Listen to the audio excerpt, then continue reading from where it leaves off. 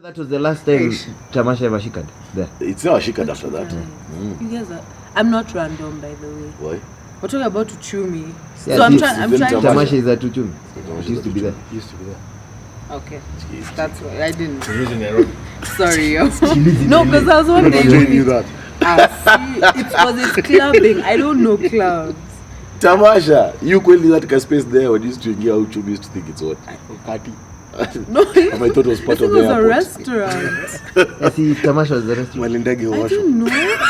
Wait, Malindege you wash.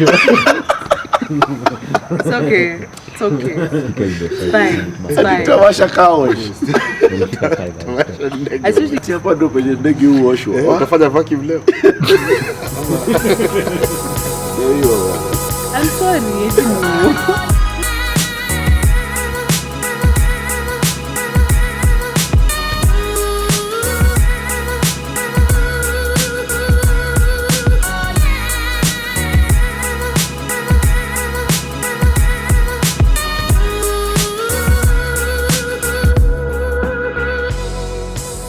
Episode 33, part 2 of Kenya's premier sport video podcast, the 3 Quarters podcast.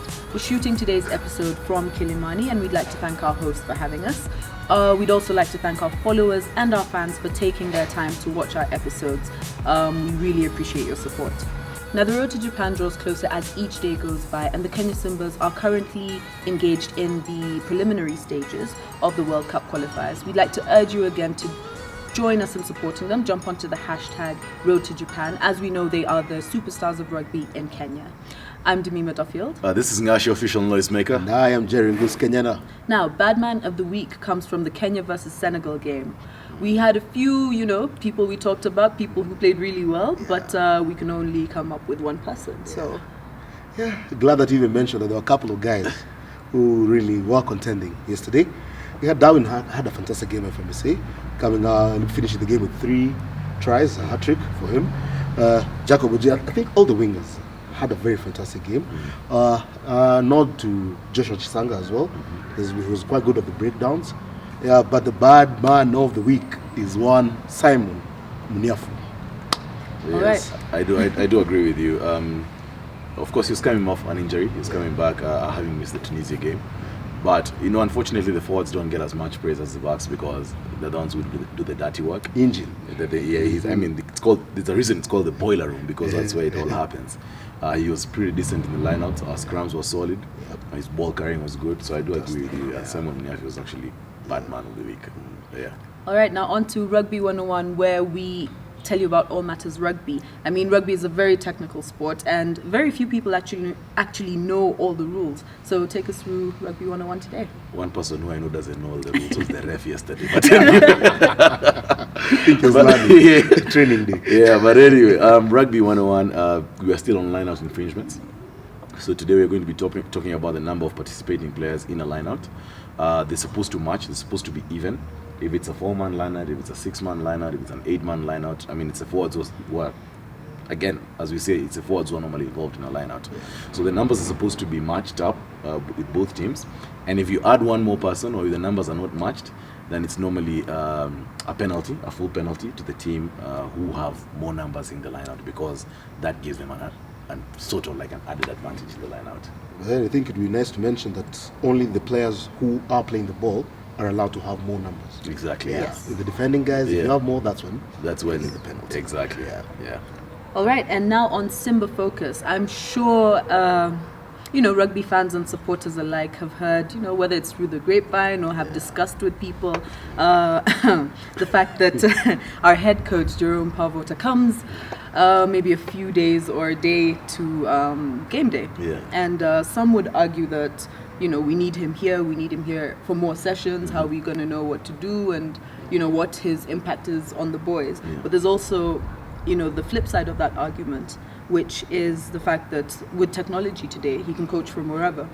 Yeah. That's why you've got you've got TC there coaching, and you've got Dominique Habimana also with the boys. Yes. What's your take on that? I think Kenyans have a very bad habit of 2 bad habits. Number 1, knee-jerk reactions. Number 2, not saying thanks.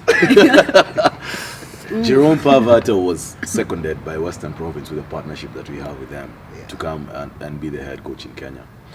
We have seen the work that is done in the last 5 years. He's been head coach. We've been able to climb from like position 36 to actually thinking about making the World Cup. Yeah. We know why we didn't make the World Cup last time, because of union interference again in squad selection.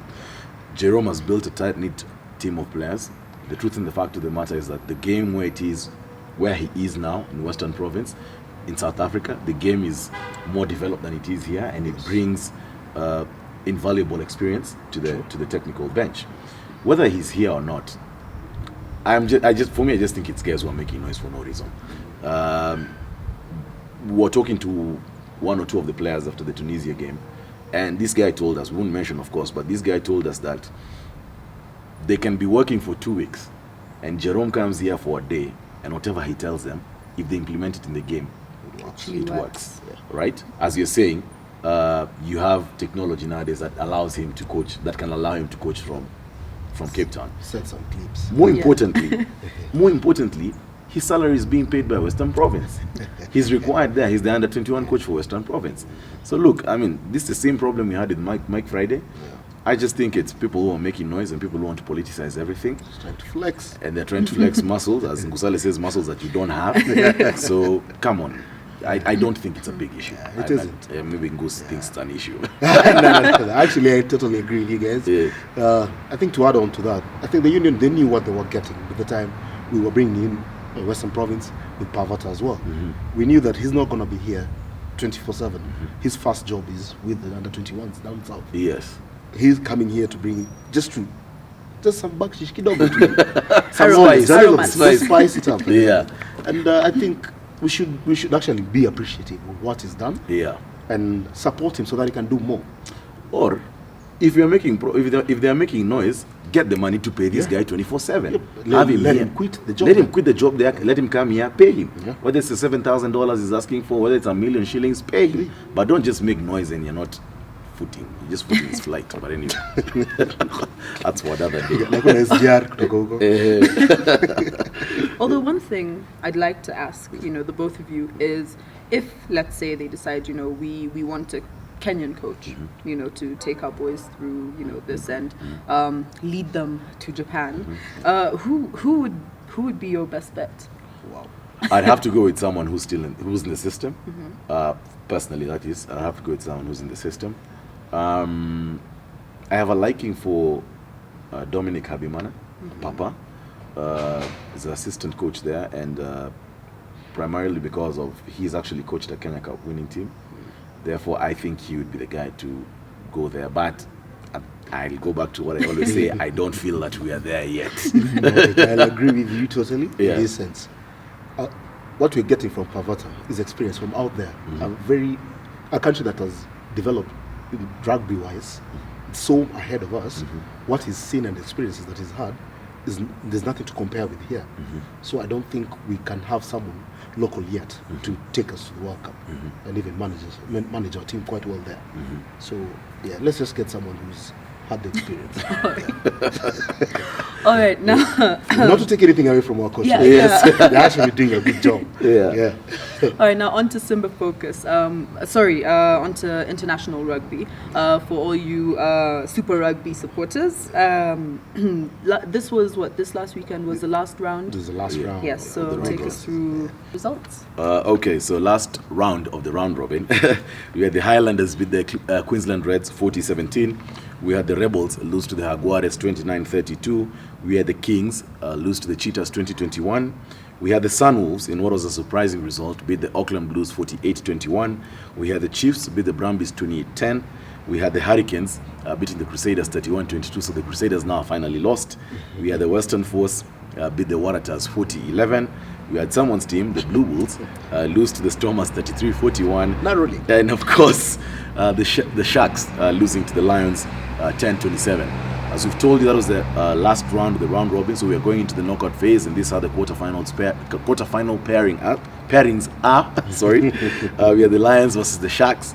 We have the Crusaders hosting the Highlanders. We have the Hurricanes hosting the Brumbies, and of course, the Chiefs hosting the Stormers. give us your predictions for the quarterfinals. My predictions, because I think you should have a 1-on-1 on round robin. Yeah, the Crusaders versus Highlanders. I think the Crusaders will come on top.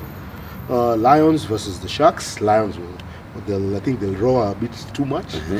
Then we have the Hurricanes versus the Brumbies. Hurricanes, my pick. Chiefs versus Stormers. Chiefs. I think the Chiefs will take this one.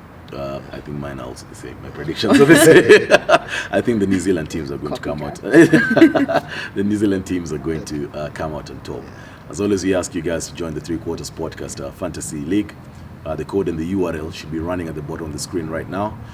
Join the league. Let's compete. Let's see if guys are actually coaches or all you do is just make noise. As always, we ask you guys to like our Facebook page, to follow us on Instagram, and subscribe to our YouTube channel. This is Ngashi, official noisemaker. Jeringus Kenyana. That's it for episode 33, part 2. I'm Demima Duffield.